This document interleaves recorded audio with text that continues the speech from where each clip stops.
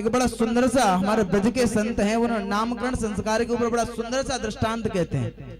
एक बार एक स्त्री थी, उसका जो पति है, पति का नाम था ठनठन पाल, पति का नाम था ठनठन पाल। अब तो जहां भी जाती तो सारी जो औरतें हैं, सखियां, वो सभी कहती कि ठनठन पाल की बहू आ रही है। अब उसको बहुत बुरा लगता।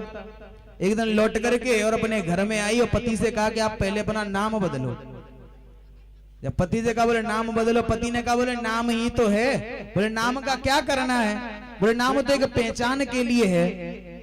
पत्नी ने कहा बोले या तो अपना नाम बदलो, नहीं तो हम अपना जो घर है इसको छोड़ करके और अपने मायके जा रहे हैं।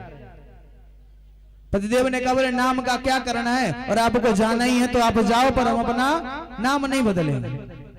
जब जाने लगी तो थोड़ी दूरी पर, और घर से निकल करके जो थोड़ी दूरी पर पहुंची तो एक जो लड़की है वो वहां पर लकड़ी बीन रही थी। जब लकड़ी बीनते हुए देखा, उसके पास पहुंची, जाकर के पूछा, बोले पुत्री बेटी तुम्हारा नाम क्या है? तो उसने कहा बोले लक्ष्मी। बेचारे के वो लक्ष्मी और यहाँ पर लकड़ी बीन रही है। थोड़ी आगे चली तो एक जो आदमी था वो बैलगाड़ी में भूस भर करके ला रहा था। उससे पूछा, बोले आपका नाम क्या है? बोले हमारा नाम धनपाल है। थोड़ी और आगे बढ़ी तो एक जो लाश है उसको लेकर के जा रहे थे अर्थी पर, और सजा करके ले जा करके जाया जा रहा था। तो किसी से पूछा, बोले यह कौन थे, कौन मर गए? बोले यह अमर सिंह है। तो वहीं से लौट करके चली आई, पतिदेव के पास पहुंची, और पतिदेव ने बोला आप तो चली गई, तो फिर लौट करके क्यों आई?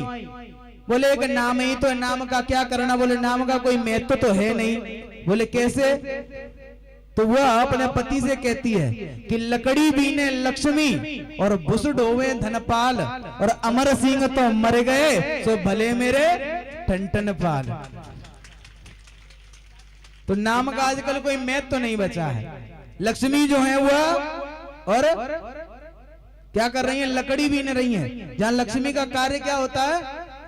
लक्ष्मी सभी को धन की प्राप्ति कराने वाली है, वह लकड़ी बीन रही है।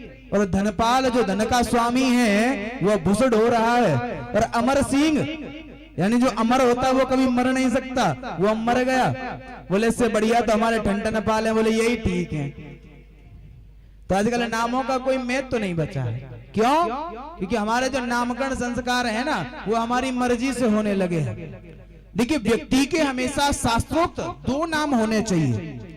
एक व्यक्ति के हमेशा दो नाम होने चाहिए, एक तो ज्योतिष के माध्यम से और एक हम अपनी स्वेच्छा से रख सकते हैं। लेकिन ज्योतिष का एक नाम होना परम आवश्यक बताया जाता है।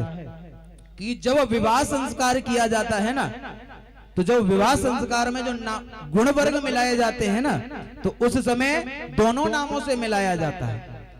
यह शास्त्रोक्त प्रमाण है, ज्योतिष का प्रमाण है। ज्योतिष कहता है कि एक बालक के, एक जातक के दो नाम होना परम आवश्यक है।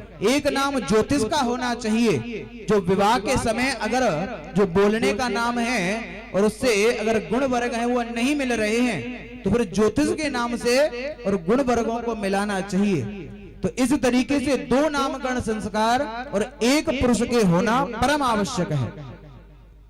इस वजह से हमेशा नामकरण संस्कार जो है वो एक विद्वान ब्राह्मण के द्वारा ही हमको अपने पुत्रों का नामकरण संस्कार कराना चाहिए। यह जो है वह हमारे जीवन में हमारे गुणों को परिवर्तित करने का जो कार्य करता है वह नामकरण संस्कार है। क्योंकि जैसा नाम होता है वैसे ही गुण आना और सौभाग्य की बात है, साधारण सी बात है।